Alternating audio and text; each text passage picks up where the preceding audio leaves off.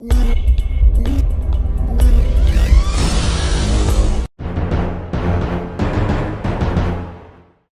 guys, it's Psycho Horror here, and welcome to an episode of Career Mode. This is an interesting episode with a few ups and downs in it, but there we go, guys. Wayne Rooney has been sold to Real Madrid for 30 million, and you guys might be wondering what this is. When I got this, I was in shock. Because the thing is that if I don't sell away Wayne Rooney, the board will do it for me, and that's exactly what happened. So basically, the board saw fit to sell Wayne Rooney away, which was obviously very disappointing, but there was nothing I could do about it. I was just really pissed because I could have gotten 57 million from Real Madrid. Instead, I got 30 million. And so like I said, I did regret doing that whole counter negotiations there, but at this point there was nothing I could do about it. I was really disappointed, but Sergio Aguero was in our scope. And this was a player I really had to get. Someone left a comment on the last video that said, do straight trade offer between Rooney and Messi, and I was like, oh my god, I really should have done that. Maybe between Rooney and Aguero, but that was a good idea. I don't know why that didn't cross my mind, but thank you for the comment. Next time this kind of thing comes up, I should be looking to do that. I don't know why. I could have done that with let's say Rooney and Messi, for example, Rooney or Aguero. So a little bit of stupid shenanigans of me, but nothing I could do. Anyway, we have a Copa Europe game, so basically the Super Cup game where the winner of the Champions League plays the winner of the Europa League. And I didn't realize that, so I simmed it. I took the 1-0 win with Chicharito and Hummels both getting injured, but I thought that this was just a normal group game, so I wasn't bothered to play. I did not realize this was the Copa Europe, so like a very big game. So I kind of fucked up here, but I simmed it and I won anyway. So basically that's our first silverware of the year. And Chicharito will be injured for 3 months. I got 1.5 million from this simmed game, so I guess that was a little stupid of me. I didn't realize that until it was too late. And Hummels will be injured for 4 months. I also got a transfer offer for Patrice Evra here, and I still rejected that because he's still my number one left back even after Willems. He still has a year to go about in him, so definitely someone we still want to keep. Also, they've set a 41 million price tag for Sergio Aguero. That is hefty, but if I would have gotten the 57 million from Real Madrid, I could have been able to pay for that. But anyway, I decided to match it because I wanted him. I needed another world-class striker next to Robin van Persie. And so there was nothing I could do as we move ahead into transfer deadline day. And here we were.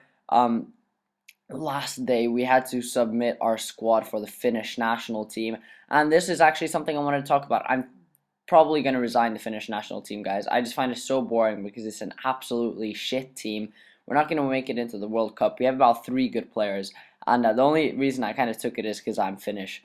But I'm pretty sure going to resign from that, and I'm going to look to get a job like Brazil, England, Germany, France, Portugal would be great, Spain.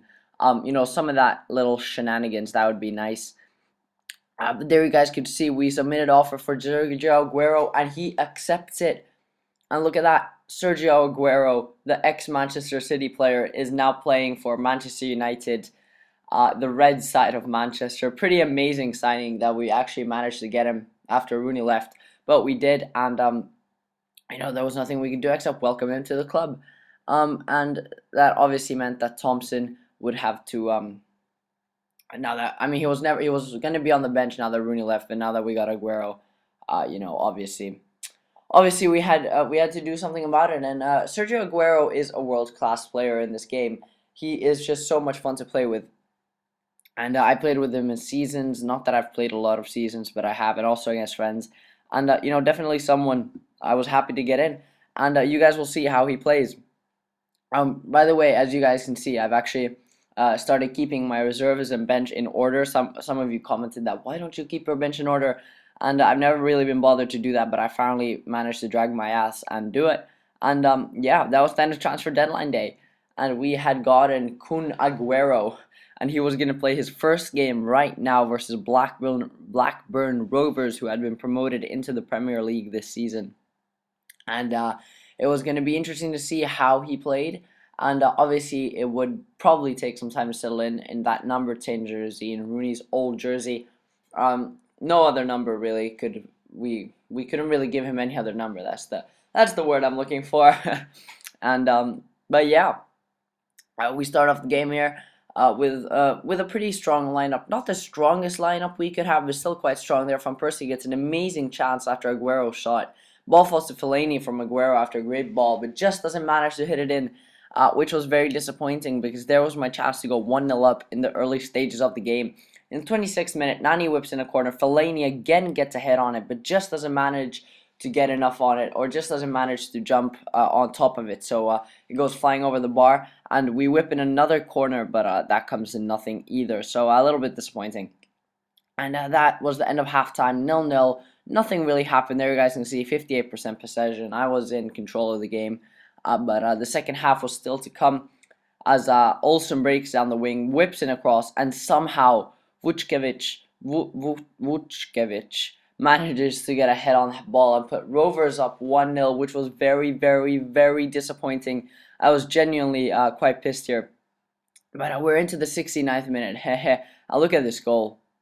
Take a bow. Take a bow, Nani. Take a bow, Robin van Persie.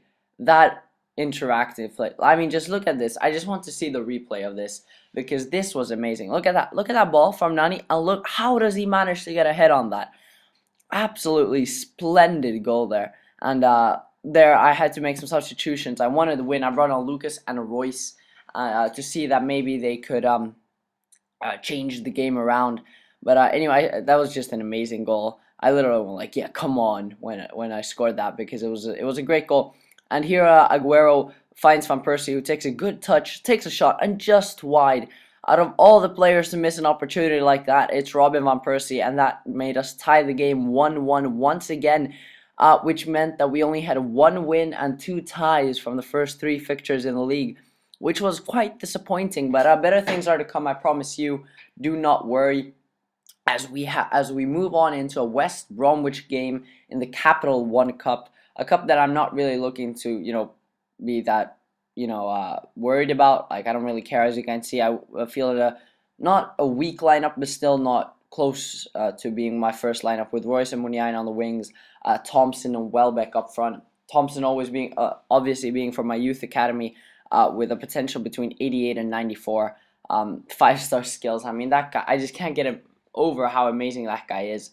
And by the way, for all of you that's leaving a message, comment for me to hire a scout, I really appreciate it. I love when you guys leave comments about what I should do.